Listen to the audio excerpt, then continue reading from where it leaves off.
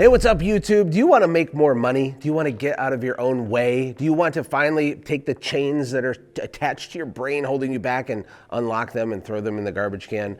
Look, if you've struggled with fear, overwhelm, procrastination, overthinking, chances are you can undo that and things can be a lot better for you. And in this video, what I'm gonna do is walk through 5 different lies that business owners believe that just make things hard for no reason. You know, we have a family slogan that says, do hard things. And I think it's important to be willing to do hard things, but that does not mean make everything harder than it should be or become a hardologist, right? We don't want to do that. And one of the biggest lies that a lot of people believe is that one of the real constraints in your business is your employees.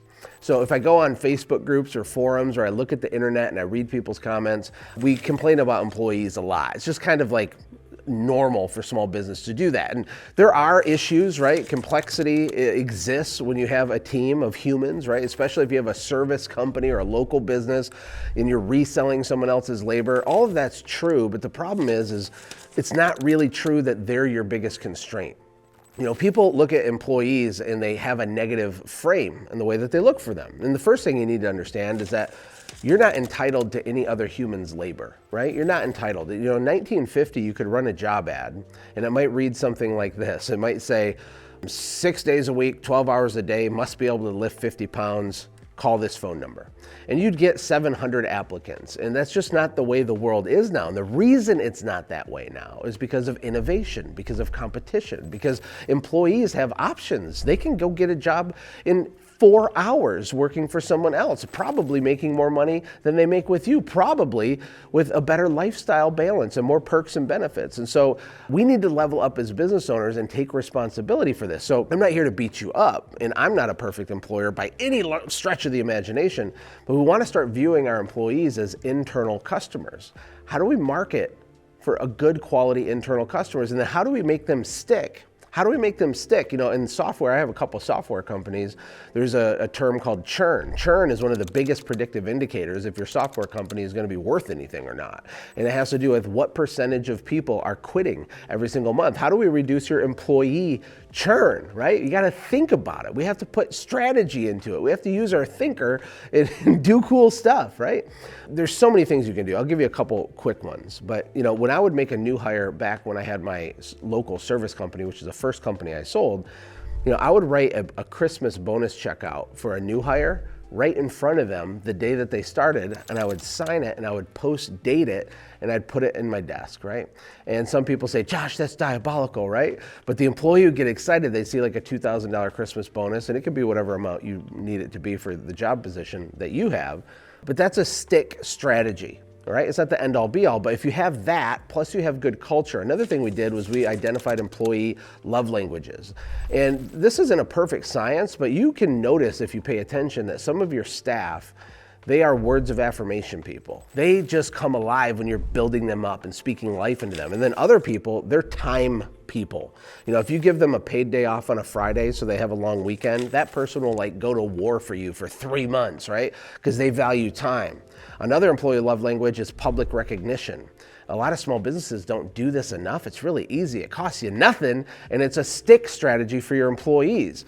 And, you know, call them out, give them a shout out in front of their peers. It's a big deal. And then other employees are money motivated, right? So, you know, if you start creatively thinking, how can I be a more sticky job? How can I be a better marketer for top shelf employees? You'll realize that they're not your constraint. And if your default thought in your brain is to blame millennials or blame Gen Z or, hey, Will, what's the current generation? What's it called? Gen Alpha, can they even work yet? Or are those like 5-year-olds? Anyway, the point is we want to blame ourselves, not in a shameful way, but in a, what can I do to fix this? Because you absolutely can. And when you think that no one wants to work and that employees suck, you're not going to take any action, you're not going to improve anything, and you're going to be broke, right? The second lie that people believe, this is a big one, is that lack of capital is the real reason that they're stuck. If I just got an investor, if I just had that business partner come in and give me capital, if I just got that loan, if I just got that debt, this is absolutely wrong. And I know some people watching this are like, no, you don't understand, Josh. You don't understand my situation. Yeah, I do. I truly do, authentically. I've built and sold 4 of my own companies. They're not billion-dollar companies, but they do millions. They're successful. I've learned a lot, but I've learned even more working with over 1,000 business owners, knees to knees, toes to toes, right? One-on-one, talking to people, helping them. And really every business is the same. And what I notice is that most people don't have a problem with a lack of resources. The problem is in a lack of resourcefulness. An entrepreneur can see a watermelon, and what they see in their head is they see a $10 margarita with watermelon slices in the side of it for sale, right? We can take this raw material and turn it into something more valuable. That's resourcefulness. If I gave you $100,000 for your business, you would be temporarily relieved, but you wouldn't know what to do with the capital. The purpose of capital is to deploy it into a thing that already works. The purpose of using capital is to go faster and amplify something that's already figured out. Do you know your numbers? Would you know what to do with the capital, or would you just put it in the bank and feel relieved and pay off some debt, and then eventually it's gone and you're in the same problem that you started with? You see, capital is not the constraint, it's resourcefulness.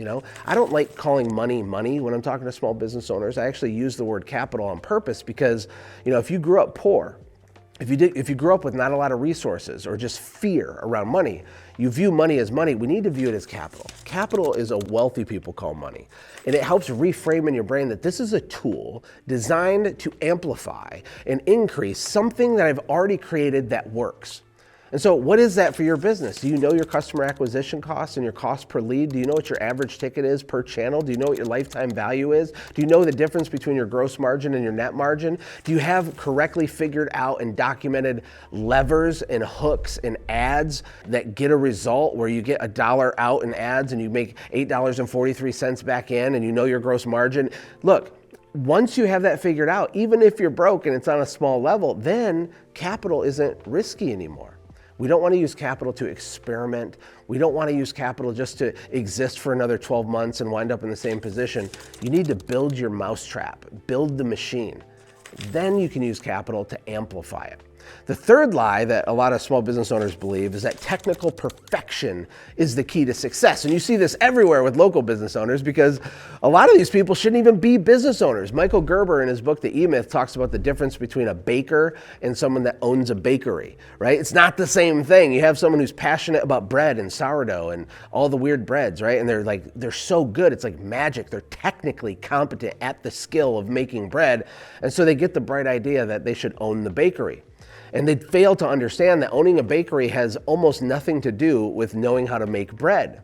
Really every business, everybody watching this, you're just a marketing company that happens to do fill in the blank with your service or fill in the blank with your product. You have to view yourself as a CEO and as a marketer first. And then, you got to be competent, but there's this technical perfection deception that people fall into where you think the way to fix your business is to get even better at squeegeeing the window or doing the landscaping or cleaning the carpet. And it's a trap. It's a big trap. Carpet cleaners love to hate on Stanley Steamer. They're a huge carpet cleaning company. And I heard this for like the 100th time one day, and I finally looked up the revenue that Stanley Steamer does. And from my basic research, they make like millions of dollars a day in revenue. Okay, I think they do 151 million a year in revenue. So whatever that breaks down to a day. The average carpet cleaner in the United States makes about $300 a day in revenue. And you got to ask yourself, okay, Stanley Steamer, all the carpet cleaners hate them because they say they do low quality. They say that they're terrible, right? But the owner of Stanley Steamer lives on an island and flies a helicopter, and they do millions of dollars a day in revenue. And the guy complaining does $300 a day in revenue and can barely pay his bills. So what are we missing here? It's the technical perfection deception. You see, the Stanley Steamer guy, whoever he is, I don't know him, he's a marketer first. He's a CEO first. And he might have a 3.5 out of 5-star rating on Google, but they're doing 150 million in revenue. And you hold on to this 5 out of 5-star rating and you can barely take care of your employees. Look, who's more valuable to the economy? Who's providing more value in the world? You, if you believe this lie, think that you are, but you're wrong.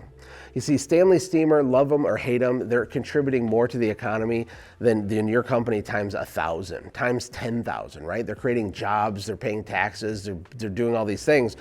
And so don't believe that lie, right? When you believe something is true and it's not, it's a constraint in your life. You don't have to be perfect and even better at the deliverable. You got to get better at your numbers and the CEO stuff and the marketing stuff. The fourth lie that people believe is that they themselves are their customer. They falsely believe that they understand their customer. For me, I started out with a pressure cleaning, window cleaning business, and it blew my mind every single time someone gave me money to do that service. And the reason it blew my mind is because I would never pay $723 for my windows to be cleaned. I couldn't even understand that people were doing this. I'm like, why? It's just gonna get dirty. A bird's gonna poop on it an hour after I leave, but that's because I'm not my customer. I don't value that, or at least I didn't back then, especially as a broke person that had no money or resources. It was mind-boggling. And so understanding this truth can set you free, because your pricing, what you're doing with your pricing is you're trying to base your price based on what it makes you feel like. And this is a big mistake, because you are not your customer. It's not about what it makes you feel like, it's about what it makes your perfect customer feel like, and they ain't you. Okay? You picking up what I'm throwing down? Can I get a witness over here? Can you give me a comment or a like or something? You are not your customer. You know, there's people, I remember I sold services years ago to a professional golfer. And he wasn't like a famous one, but he was on the PGA Tour. He had a multi-million-dollar home. He had like a $250,000 boat in his driveway. He had Cadillac Escalades. And he didn't really want to be my friend. He was kind of like holier than thou, or not holier. He was just like a little arrogant. And I go give him this price to wash his house. And whatever the number was, $500, whatever, he tries to talk me down in the price. He's like, I'll give you $300 cash. And I'm like, no, I don't want to do it for $300 cash. It like made me indignant. It made me mad, because this guy was like disrespecting me. I was talking to a buddy of mine after that happened, and he said, you know, Josh, and this is shout out to Kevin Dabrowski, author of The Whale Vomit Method. He's a genius. He said, Josh, you realize that same guy that tried to argue with you on your price, that same guy will spend $5,000 on a single golf club the next day, right? And I was thinking about this, and I'm like, okay, what does this mean? How is it practical for you on YouTube watching this? Here's the deal. You can't control what other people value, and you are not your customer. Now that guy, he had the money, he didn't really value window cleaning, so he wanted to beat me up on the price, but he valued golf clubs.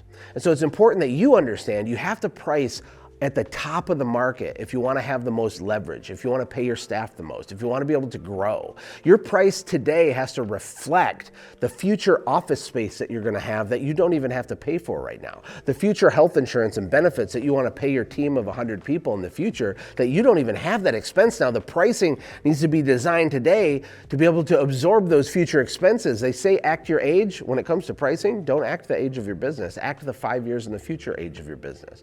And don't believe that you're your customer, that you understand what they're thinking, because chances are you don't.